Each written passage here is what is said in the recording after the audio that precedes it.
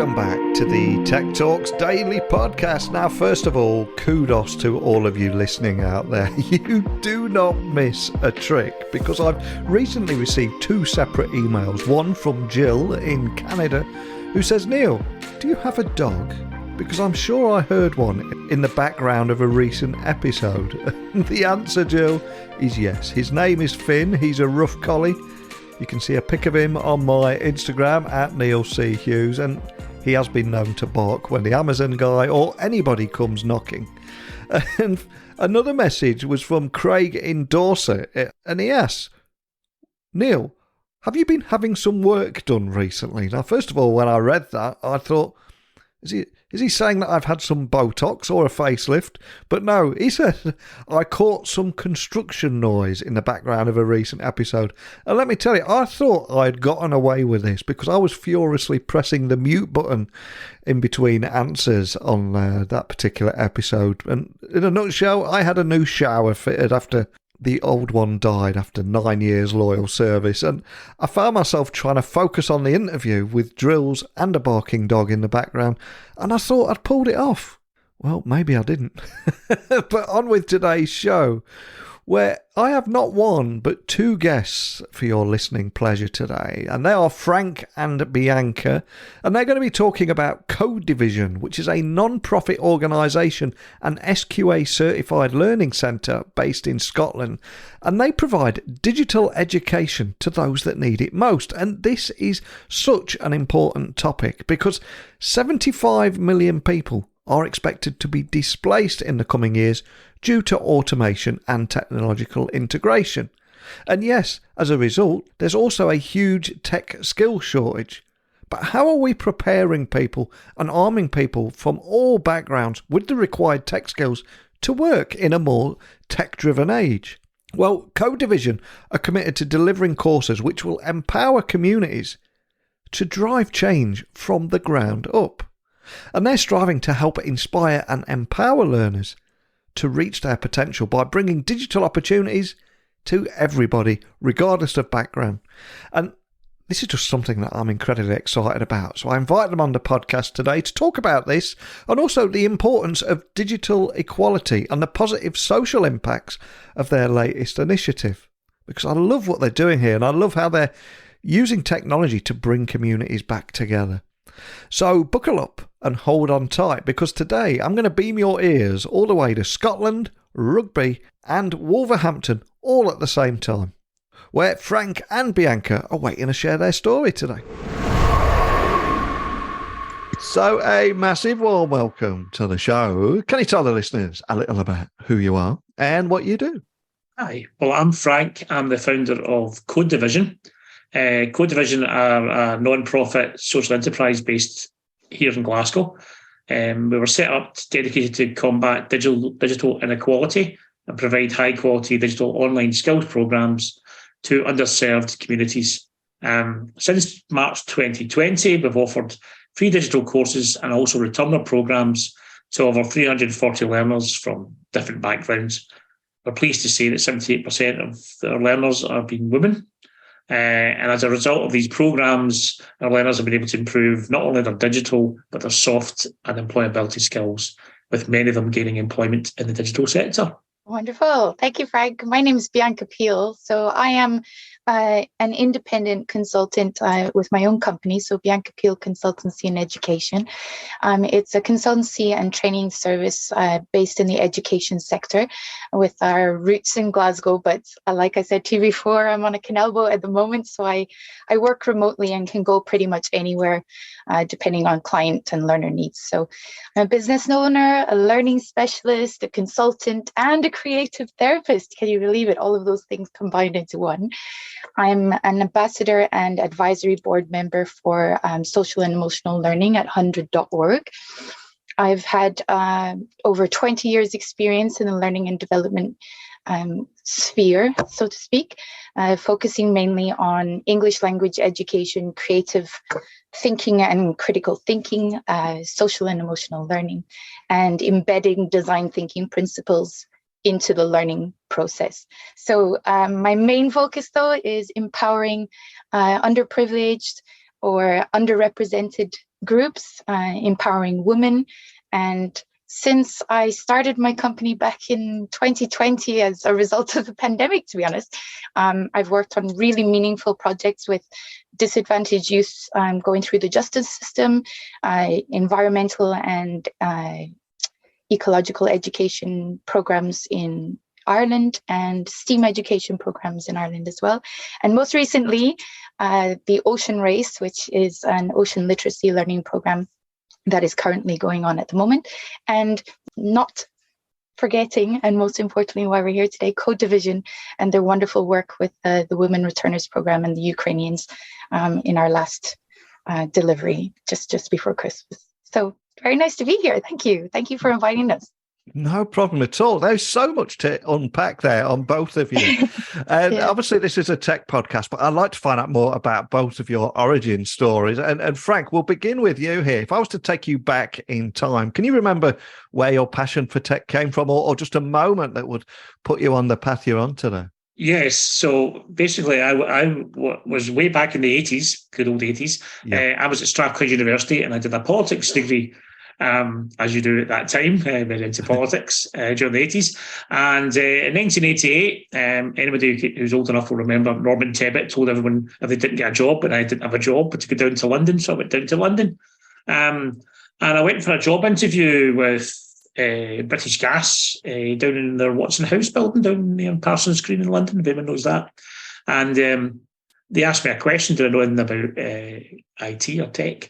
And I had done previously, in a way of trying to get a job in Glasgow, a WordStar word processing course, a local college.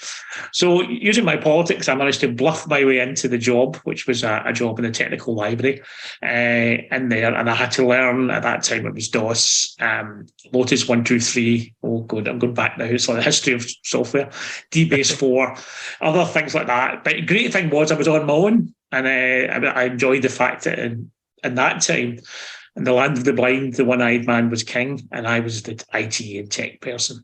And I really enjoyed it, actually. I think it brought out quite a lot of problem solving I had in politics, and I really enjoyed being there. And then, of course, as I went on, I ended up working in projects, not only in London. I managed to go over to Australia for a year, working on projects over there, and then working projects over all over Scotland, really. And what I liked about it was that it was all work-based learning. You know, I did eventually go back and do a postgraduate at Glasgow University, but I was picking up tech and just using it and talking to other people at that time, you know, who are maybe experts in databases or whatever, the newer technologies would come along, and just learning all the time.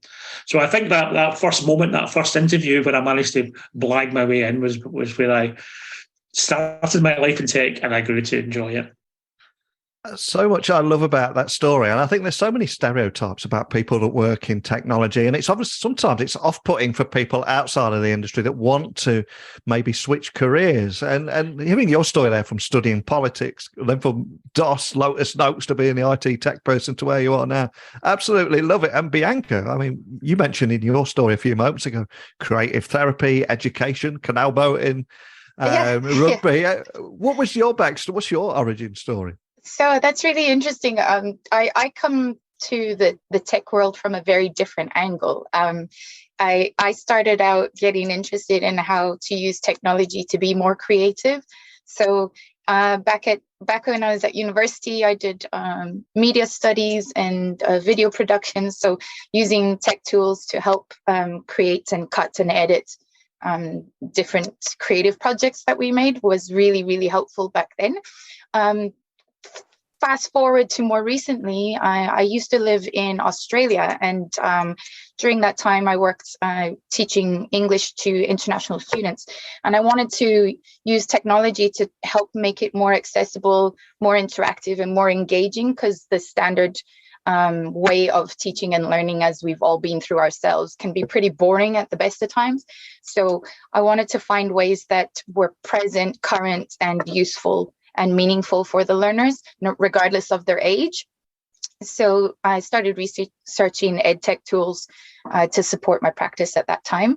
And then in most recent times, it's been working with Frank and the wonderful people at Code Division and finding out how we can support the people that they represent in terms of the data and tech industries in itself. So I'm learning as I go, which is pretty amazing. Absolutely love that. And of course, those paths would lead you both to Code Division, which is a digitally equality social enterprise on a mission to level the playing field in tech and support people from underrepresented backgrounds, gain skills in coding, digital marketing, data analytics, etc. But can you tell me the story behind the company and the problems you guys set out to solve with technology? Yeah, so basically, the background I had working in tech, I then ended up going into education. So I taught in secondary schools up here in Scotland. I then went on to work in the colleges and also in the apprentice programs at universities. And what I found when I was in there, I enjoyed it again. This was a chance to deliver tech to more learners, but the inflexibility within college and university, and I'll probably share that with Bianca when she tells you about that, is there's an inflexibility in design and delivery and actually an overall closed mindset. And I'm talking particularly not so much in schools because they have their own issues, but certainly at universities and colleges, what I found was that these closed mindsets or the inflexibility very often created barriers to disadvantaged groups and communities. So inflexibility, even something like as simple as timings, where somebody's got to drop their kids off at school and then, they have to, they've been told they have to turn up at 9 o'clock or, various things like that. So, and also the fact was that tellingly in the 10 years that I did work at the colleges, I would often be teaching HND software class and I would be looking at 20 men, basically. That was kind of depressing. And that didn't change over 10 years. It didn't get any better. Didn't particularly get any worse, but it just stayed the same, and there were lots of wee efforts to try and change that and nothing seemed to work. So as it came out, when I was looking at that, I thought there must be a better way of delivering it. There can't be the fact that, I knew that you could see that tech was going to be the future. This way back, I know everyone's talking about the last 5 years, but you could tell that. But more importantly, jobs. And what was worrying me from a politics background was I was seeing that there was a diversion of jobs. So basically, there was middle management was kind of going various things before the pandemic, remote working.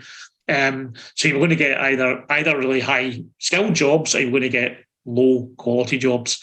And that bit in the middle was kind of going. So the high quality jobs were where we were wanting to get people. And what we were doing, we're just getting to a certain communities, but not getting to certain other ones.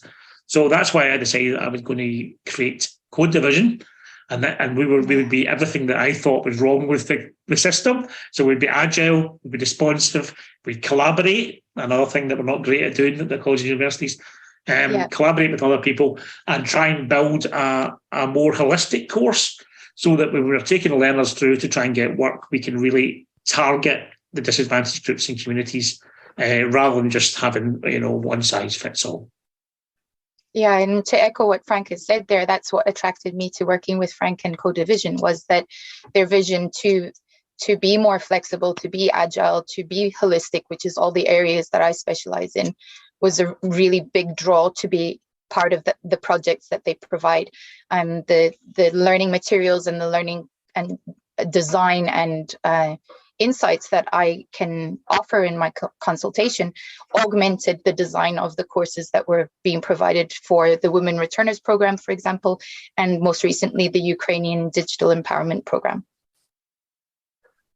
And we started the podcast talking about your origin stories there and how people in tech should be from a variety of different backgrounds. So just to set the scene for today's conversation, can you tell the listeners more about the importance of digital equality and the positive social impacts of your latest initiative here?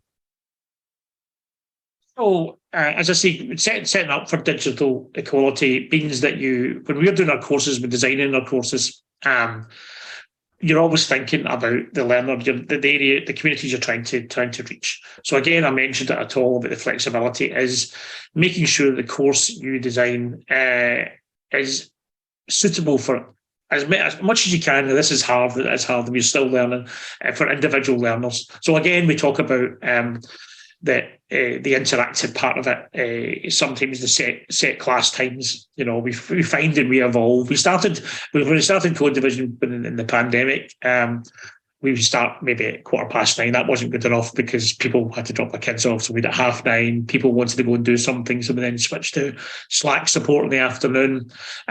We then had like people, they said we could record the sessions. We didn't think that was good. So we did bite-sized videos. We've got a virtual learning environment, Moodle, which is where we use college university. We use that extensively to try and do as many resources that we can that people can access. And then work with other people like Bianca, but also with people from an additional support backgrounds. We do lots of things, like we have yoga and things like that in our courses, which was great during the pandemic. But again, popular things. Some didn't work, some did work. You tried with a film night, that didn't really work. So we just try things as well to try and make sure that what you're doing there is supporting the learner. I also, as well, I think during the course, and again we touched upon it in our origin story, is we come from a not traditional. I didn't go and do a computer science degree and then go and do work in computer science. So basically, they'll be talking to people like myself, Bianca, and other people who work in tech, who again will just debunk a lot of the fears they have and the kind of mythical things they think tech is, and say it actually isn't. We get past it. One of the best ones we do is we do a data analytics course, and our most successful ones come from a background in social science, because what we do is we really just, I focus in, because I'm a programmer, so I say it doesn't matter if you're using Excel or Python or any tool. Really what you're looking at is the data. It's all about the data. So it's kind of like making sure you've got the support there, and then taking them all the way through. So we also have people who would show them how to do interviews, to be honest, and prepare them for that. So really that's the social impact we get, is that at the end of the course, a lot of the learners that go on and get jobs, and that's brilliant, and it's so amazing when they do. But a lot of them come back to us, and Bianca will again reflect this, and say it wasn't the digital skills. You just basically made it, they were confident of chatting to you. It was always like on that level, and getting confidence, so especially could be dealing with a lot of women who are trying to get into tech. It's just to say, like, it's not, once you get past the interview and you're in, you basically, that's you, you're in.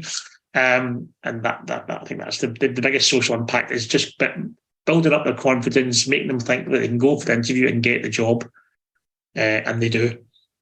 Yeah, that's it, exactly, Frank. Key point there is it's not just women, but for anyone who experiences self-doubt or has not really had the benefit of a supportive environment, of being surrounded by people who build them up rather than tear them down. That are the programs that we design is, yes, we're focusing on the tech and the data skills development and learning, but we're also focusing on the whole person and allowing those people to recognize what are their own passions, the gifts and talents, and what value and worth do they bring, and being able to clearly communicate their value in moving forward when looking for employment. And I think we should also bring into the conversation today the huge tech skill shortage that we keep reading about, and that fact combined with the importance of diversity of thought required in solving problems for every business. It's got to mean that this is more important than ever, right? Well, it is, and I think a lot of times, I presume it's all through the UK, but in Scotland there's almost an obsession with immersive boot camps, which is great for some individuals that can get taught and get into and very quickly into tech, but that doesn't address the big problem. We've got a massive skills shortage, and we really need to reach out to the communities that cannot appeal to. That immersive boot camps are only for one particular type of learner. So it's that idea that, if you're wanting to truly address the skill shortage, you're going to have to open it up. And that's only done by collaboration. It can only be done with that, because I know there's a lot of industry, because I talk to them all the time. They're very keen. They have inclusive departments. They're trying to reach out. But sometimes it could be something we got somebody come in just recently and said that they nearly had a job, but they were told to go away and learn Java. Now, again, where would they go to learn Java? Because it's almost like, well, if they talk to us, we can show them Java, but it's that kind of idea that the companies do try, but sometimes without thinking they're putting obstacles again in people they're trying to attract. Exactly. I mean, And that's the thing, it is as well. And again, I think a lot of it's unconscious, because when you talk to them, they go, I didn't realise that, because they don't understand what it's like to be a learner. Yeah, there's that case of maybe not understanding what it's like to be a learner, but also not recognizing the barriers that are already in place before they add that extra one. And just to bring to life everything we're talking about here, can you tell me a little bit more about how you've already helped countless women launch a career in tech, haven't you? We've got ones that get jobs in web development, and data analytics, project management. They've got a whole series of tech jobs as well. But again, just there can be jobs that are maybe they hadn't thought about before. So maybe like it involves tech, but it's not actually. One of the things we do is we do a course where we basically look at business applications to do data analytics. So maybe they're not going to be data analysts, but they're going to work with data. So again, these are professional jobs that are getting in there, and again, it's to get them onto the employment thing. And again, what we've done now, we're actually just in the middle of doing a kind of like where are you now type thing. So we're going out to all the previous learners, and hopefully so far we've got some really good things. And some of them were surprised because I thought we'd left them, and they've actually got jobs. And again, we know about quite a lot of them, but it was incredible going through, because obviously it's 340, it's an awful lot. Is to go through them, and what you're doing is you're getting back, and the same thing every single time. It's always about thanks for giving the opportunity. There was one person, actually, I just looked at their CV, changed it a bit, and got them a job. They came from a research background at the university, really clever data analytics, but they weren't getting anywhere with interviews. So basically what I talked to her, and we just went through the CV and said, like, what they're interested in is much more about how do you work in a group, how do you do this, that, and the other. Did that, the CV. She wasn't even on our course, and we managed to get her a job. So it's that kind of idea that somebody could come along to us and just chat to us, and that's our main mission. That's it. And like for in the areas that I help with the courses, it is exactly that. It's helping the learners to recognize the skills that they already have and the skills that they are developing. And it's not just hard skills, it's core skills as well as soft skills. So being able to communicate more effectively, being able to show how they collaborate and how well they work within a team, demonstrating critical thinking, creative thinking, so that human-centric approach is essential. It's necessary to help that learner to take that leap from knowing that they've got the skills, but being able to communicate it in order to get foot in the door, basically, And we've had learners tell us that it was wonderful either brushing up on or learning the new skills in terms of data skills, but what was also essential for them was learning how to pitch themselves, recognizing what is their value and how can they communicate that with the employer that they're trying to get a position with. So through the employability workshops that we do, and as Frank says, going through their CVs and helping them to communicate more clearly what it is that they're trying to present and what information and message they're trying to offer through their CV helps them to get that foot in the door, 100%. I think we don't talk enough about transferable skills that people already have in their existing roles that would be incredibly useful to the tech industry. So what would you say to someone listening from an underrepresented background that feels inspired by your story today, but then imposter syndrome kicks in and they convince themselves they're not technical enough, they're not from the right background? What would you say to that person that could be listening anywhere in the world? Good question, Frank. Yes, a really good question.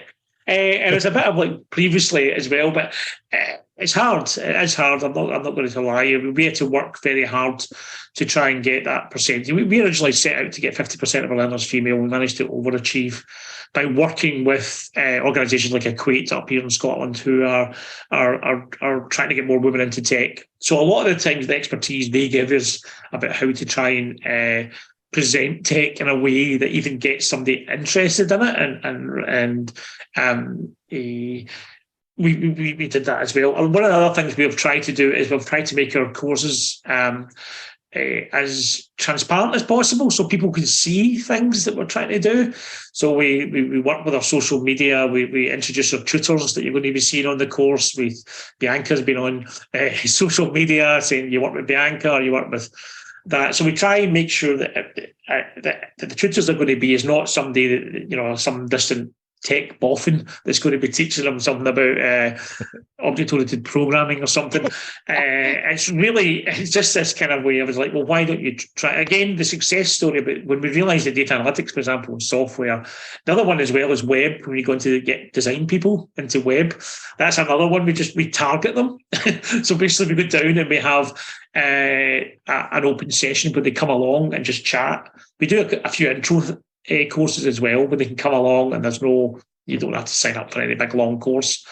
But again, it's hard, and many's the time. I'm sure Bianca's got that. You get a learner who will start to the imposter syndrome starts to kick in, and the fear is always sometimes they're doing really well in a course, but they don't want to apply for a job. I don't know if you've found that, Bianca. True, yeah. Yeah. They think they're doing really well. You get feedback from all the tutors saying this person's really, really good, but they still think I'm not ready to do the job. I'm going to do another course before I'll apply. That's quite common. Yeah. So this is and to answer your question from my point of view, I would say first and foremost, you are only limited by your own fears. So yeah, like Frank said, that fear, that imposter syndrome does kick in every now and then, and everyone experiences. I don't believe anyone who says they don't. I still have it every now and then. And I mean, I have multiple qualifications. I run my own company. I'm successful in many different ways, but I still every now and then go, when are they going to figure out that it's all a lie? So the idea is to just remember that there's always opportunity, and the voices in your head or in your environment that provide doubt are just voices. And when you do things like reflective practice after any learning, or you take those steps using design thinking principles to employ empathy, to define your problem clearly, these kinds of skills help you to kick that imposter syndrome to the side and allow you the freedom to actually jump in and just give it a go, because regret will always weigh heavier than anything else. So as far as I'm concerned, just give it a go. And when you've got those moments of doubt, surround yourself with people who lift you higher, because they're the ones who will help you to draw yourself back into recognizing what is helpful and what is not in terms of the voices that provide doubt. 100% with you there, especially when you said that anybody that says they don't suffer from it, don't trust them. Because I would say I've done 2,300 interviews on this podcast, do it every single day. But when I go to an event somewhere and there's 6 people around a table and it's face to face, I get those exact same feelings. Of course right? I do. So exactly. I don't think I've ever gone into a new classroom to provide training or lessons or whatever it is, or even most recently last year I was at a conference and I was a speaker. So I don't think I've ever gone, and the moments before I step up on stage or in front of a class and think to myself, oh, I really could do with a stiff drink right now, you know. So, it's natural to care, and if you have those moments of doubt, try focus on the energy as being something exciting because you care about what you're doing, rather than fear trying to kick in and push you down.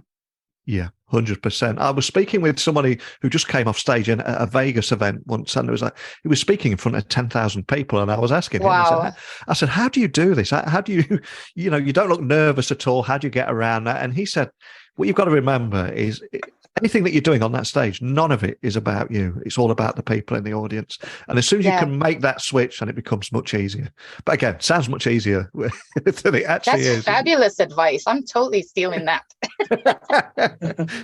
Now, Before you both came on the podcast today, I was doing a little research on you, and obviously at the moment, Ukraine refugees have been granted temporary working visas, and I read that you wanted to do something to help. So you're designing a holistic course for, I think it was 24 Ukrainian women, that blends English language tutoring, digital skills, and trauma therapy. Amazing. Can you expand on this and tell everyone listening a little more about that? I'll let Frank talk about the data, and I'll tell you about the course. Yeah, I'll tell you about the background. The course is actually ran now, Neil. So we did run it just before Christmas. It was for 20. It ended up being 29. Originally, it was supposed to be 24. That's what Bianca was told. And then Grace managed to squeeze another 5 in. So, it was a face-to-face one, which was a bit there. So so a wee bit of boring stuff about Ukrainians, because it's amazing the amount of people. Not boring, very important information. No, boring data. I always do that. I shouldn't say that. It's interesting data. Data is exciting. Exciting, yes. So basically, the Home Office decided that they would get a granted leave to remain. The temporary bit's a bit strange, because my feeling is that they're here for a wee while. Let's just use it, but they have a grant to leave to remain, and they have recourse to public funds because of that. Means that they're entitled to work and have access to employability support. Also means that, of course, that once they have their 6 months of adjustment, if they don't have a house to go to, then they are on social security. So that's something to be aware of as well, that we just found out. So in Scotland, we have actually over 22,500. Now, if you compare that to England, I think England has over 80,000. So we're about a quarter of England. So we took a lot. And the reason for that is the government in Scotland has decided to do government sponsorship. Now, that is important, because that means that they don't have somewhere to go to. So what they're happening in Scotland is that they've agreed to put them up in hotels around Scotland until they get some kind of social housing. And also 2 big boats. One of them was in Glasgow and one is in Edinburgh. And in fact, I'm just going to the Edinburgh one on Thursday. I've been to the Glasgow one last week to have a chat to someone. So what happened was, before Christmas, one of our ex-learners, who happened to be Ukrainian, contacted us and asked if there was something we could do to help out. So we went down to, there's a wee digital hub in Glasgow. We went down and to talk to them. And it was quite incredible, actually, to be honest. The people that were all there were all, a lot of them were there, were professionals. A lot of them came from a tech background. It was only a few months earlier, they were working in offices and whatever it was in Ukraine, and they were web developers or data analysts or project managers or automation engineers. We had professors, we've got a microbiologist, we've got a cosmonaut. It's incredible. It's just like the whole professional class of Ukraine has decanted over to, we know about Scotland. So what we decided, we had some kind of funding from Women Returners. We were kind of last of the funding we had in this programme. It's one of these programmes that fund has been cut. So we contacted Bianca and we said, right, okay, we've got this course. We've only got enough for 5 weeks money. We've only got enough money to give you a few days development. Could you design a course for us? So that's when Bianca got involved, and we said, it's starting in 3 weeks' time or something like that. And that's when we passed it on to Bianca to help with the design of the course. Fantastic. Thank you, Frank. Yeah, so in looking at the type of learner that was coming to me and to our staff, I decided to try and embed, I think we did it successfully, looking at the feedback since delivery, was embed the holistic principles at looking at the whole person, each individual person, identifying their needs and in order to move forward. One of the key indicators were obviously that these women were coming from a very traumatic situation. So our learning materials and our course design needed to be trauma informed. We also wanted to focus on language skills, because yes, they are coming from their country to the UK, especially Scotland, where they would need to be conversing in English in order to get access to the employment market. So that was another key factor, was ensuring that the ladies felt psychologically, mentally and emotionally safe at all times, ensuring that they were provided with opportunity to develop language skills to allow them to communicate clearly and effectively, but also to articulate how they were, not just to be able to get a job, but articulate how they were, have people to talk to about what they were going through and what they wanted for themselves and families for now and for the future. So in designing our course, we try to strike a balance between the data skills and upskilling and the soft skills in communication, collaboration, critical thinking, and creative thinking practices. Also to ignite curiosity too. So all the activities that we did focused on language development, focused on social and emotional learning skills of self-awareness, self-management, relationship skills, responsible decision-making, and social awareness. And also in skills in developing the ability to project manage or work within a team. So we had a very, very vast array of language abilities. So you had learners who literally could just say, hello, my name is, where is the bathroom, to learners who were pretty much fluent in English with minor grammatical errors. So we had to differentiate the activities that we were providing to allow for that vast difference in language ability.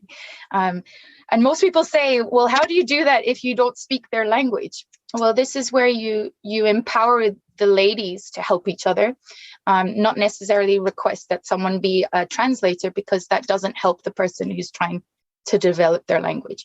But when things are essential for their well-being, then we would ask them to help each other with the language. But in terms of the ladies who had the lowest language levels, it was just empowering them with enough language to communicate effectively in the tasks that were given, and give them the time and the space to be able to do that. So yeah, it was an emotional ride, to be honest. It was a beautiful experience for everyone involved, but an emotional ride for sure. Yeah, maybe not at the start, Bianca, but the reason I wanted Bianca to go first is because the data part of the skills. So normally a course like this, when you're trying to get somebody into data analytics or software, would be a lot longer, like 12, 15 weeks or something that we could have had them for. But unfortunately, the funding was what it was. So we had to try and get data skills, that part of it, 5 weeks. So it was important that Bianca sent her stuff first, because we didn't know until they arrived. We suspected that a number of them were already pretty well qualified in Ukraine. So we thought the emphasis must be on Bianca's side of it. And then what we'll do is we'll fit in the data skills we do. So we used Excel and Power BI to try and build up their data skills. And we thought that would give them a wider range of opportunities within digital. And it has been really successful. We've got so far, I think it's up to 10 people off that course into work. And we're really pleased to say that 3 of them have all started working with Scottish Power. And they're all part of the Returner programme. One is a project manager, one is a data analyst, and one is a procurement analyst. Now, their skill sets were already in Ukraine, so I don't take credit for developing their data skills, but I think Bianca can take credit for building up their other skills as well, which again goes back to why we're here. We're not here to reteach someone. It's basically just to kind of give them an opportunity here. I think that's a good example of it, was for those 3 women. And that's it exactly, Frank, is providing an opportunity, but providing the space and an environment that's conducive to positive learning experiences. So for a lot of these women, having come from the situation that they have come from, there's a lot of that fight or flight chemical imbalance going on, which is necessary to tame and calm in order for learning to occur and for confidence building to take place. So the work that we did, and along with our tutor on the data skills side, Shan, she was fabulous, because her content and my content, we tried to blend it and combine it so that it was relevant to each other. So what they did in communication and in confidence building and in the soft skills development would then complement what they did in their data skills development with Shan. And if we were to zoom out for a moment, what's your grand vision for the company? What excites you both most about leveling the playing field in tech and helping to support people from underrepresented backgrounds gain skills in things like coding, digital marketing, and data analytics, etc.? Yeah, so we're moving into the next phase of what I envisaged the plan for Code Division to be. And the really is to design and deliver larger programs. I come from a background where I used to work on the apprentice programs. And we think those longer ones, which we're saying that the restrictions of this course was the funding thing. We want to move into longer ones where we work with companies. And one of the examples you could give is maybe working with them to give additional support to bringing in refugees, because it's not just finished when the company gets them. There's other things that, again, in Bianca's side, that could help when you actually come into a new company, a new environment, that maybe we can work together to do that. So yeah, basically it's to do longer courses. We want to engage with government now, as well as industry, to look at particularly that we're using, or not using a word for, but certainly the fact that there's so many of another disadvantaged group arriving is a bit of an eye-opener for the industry, tech industry, as well as the government, and an opportunity as well. So we want to engage with them and talk to them and say, well, how can we all work together to get people into employment, get them off social security, because that's what they'll be, and get them onto it. So again, thinking of longer programs, alternative skills approaches to it as well.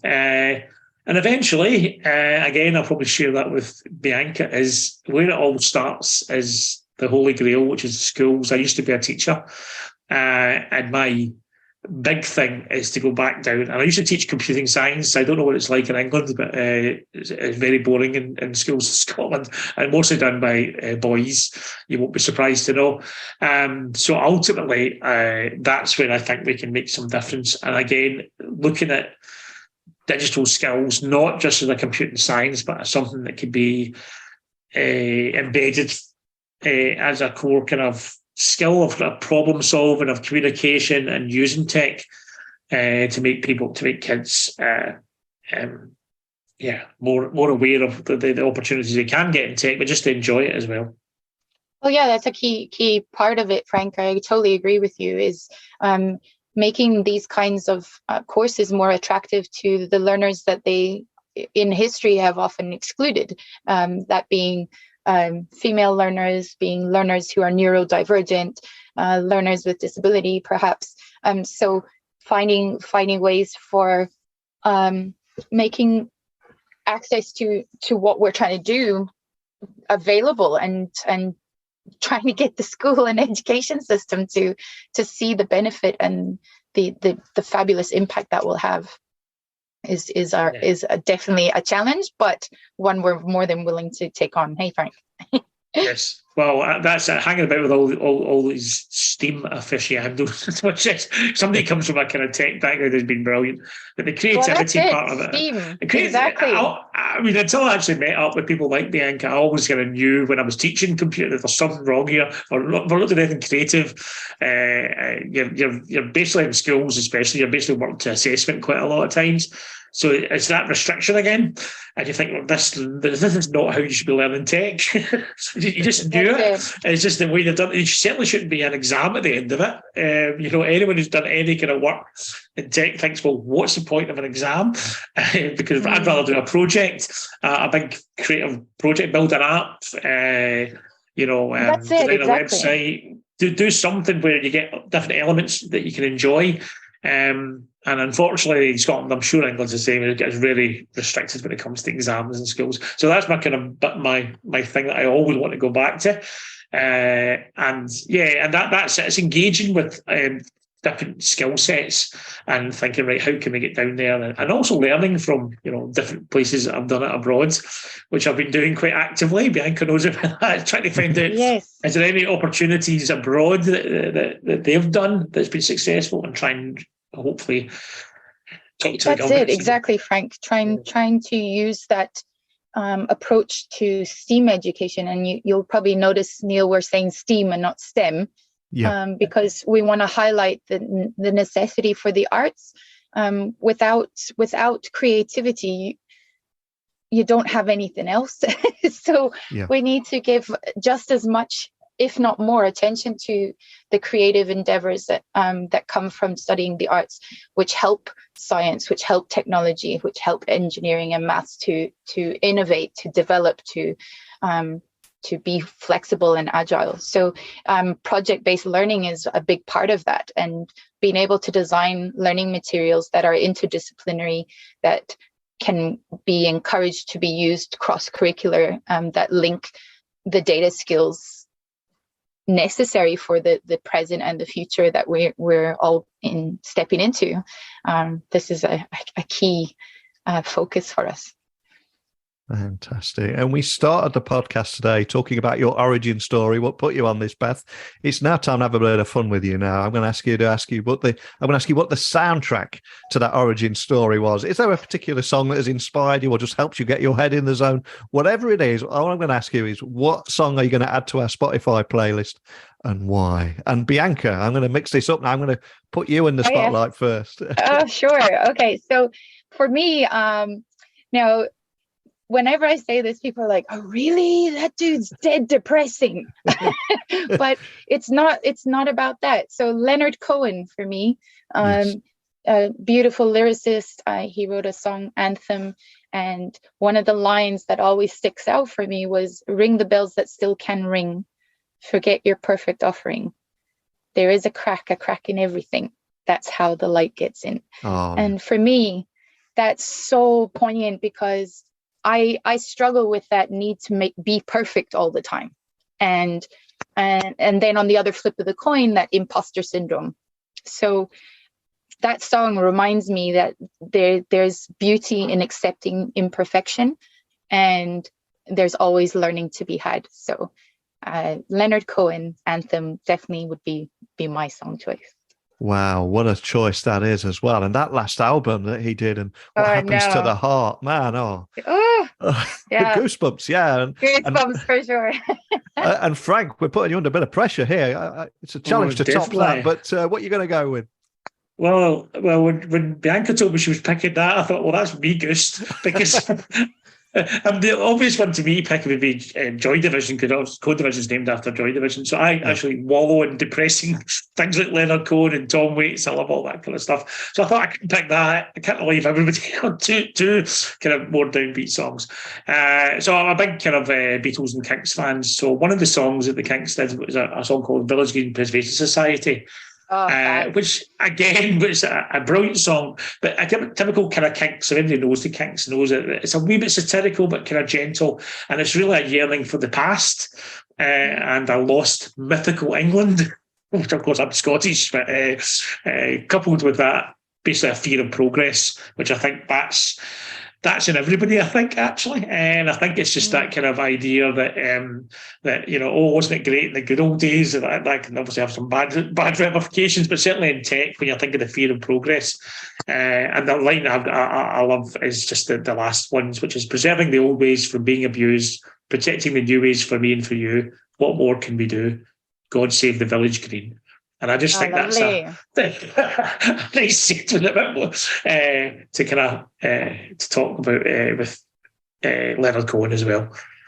Fantastic, man, you took Leonard Cohen and you've raised with Ray Davies and the Kinks. That was a smooth move. Fantastic. What about you, Neil? What would be yours? Oh man, that is a big question. Well, as soon as you mentioned the Kinks there, I was thinking, I'm not like everybody else. What a tune that is. I'm a big fan of that, but I would give you a different answer every day of the week. I think there's just so many great tunes out there. You've got the ones that just want to pump you up if you're going out for a run, and I'm a big fan of The National as well, which is very similar to Leonard Cohen. People say, "Oh, it's very depressing. How can you listen to that?" But I don't see it as depressing at all. No. So, No.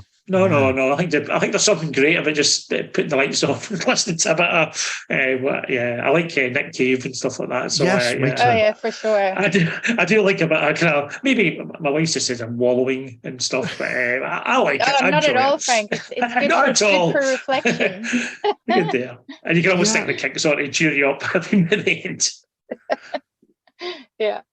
It's quite amusing because listening to the three of us here, we're all upbeat, happy-go-lucky kind of people, but we secretly we like to listen to Leonard Cohen, Nick Cave, and The National. And well, this is it. You can't have the light without the dark. Oh, that's it. That's so exactly it. It needs to be balanced. You need to feed both sides. So something amazing comes out, right? 100%. And what a beautiful moment to end on. But before I let both of you go, we're going to have people listening wanting to find out more information about Code Division, maybe even contact either of you or your teams. What's the best starting point to find you online? Yeah, well, it's at codedivision.co.uk website. So we're on Instagram, we're on Facebook, and I think we're on TikTok as well. I don't have a lot to do with the social media, but they can find out more about us there. Yeah, and for myself, I as I'm an external contractor, but work with Code Division quite a lot. I'm quite active on LinkedIn, so you can find me on LinkedIn very easily. It's just Bianca Peel. Otherwise, all my handles for all different access is biancapeel.bio.link/. Awesome. Well, I'll add all those links to the show notes so people can find you nice and easily. So much I love chatting with you about today. I always say at the end of every episode, technology works best when it brings people together. And I love how you're bringing the tech community to come together. And I would encourage any business leaders listening to support you in helping finding jobs for the students, maybe helping with laptop donations for things that they don't need anymore. And also any future mentoring opportunities. It's so important. But more than anything, I think it's your origin stories, your great musical taste, and not being afraid to bring a little yoga into tech. And no matter what people will tell you, data is exciting. So a big thank you for joining me on the podcast. Thank you very much, Neil. Thank you very much, Neil. Thank you. I think this was one of my favourite interviews in a long time because for me, Frank and Bianca have so much passion in what they're doing, and it really shined in today's episode, as did their love of music. In fact, I think there is a spin-off podcast waiting to happen right there. I think we all just bounced off each other beautifully, and that was a great conversation. And I'd love to hear your stories too and your opinions on anything we talked about today. And if you're a business that want to help support a campaign like this and help them with laptops and donations and mentoring opportunities, please get in touch with them because they are both delightful. But that's it. So email me, techblogwriter@outlook.com, LinkedIn, Twitter, Instagram, just at Neil C. Hughes. Keep your messages coming in and I'll return again tomorrow with another guest. But thanks for listening as always. And until next time, don't be a stranger.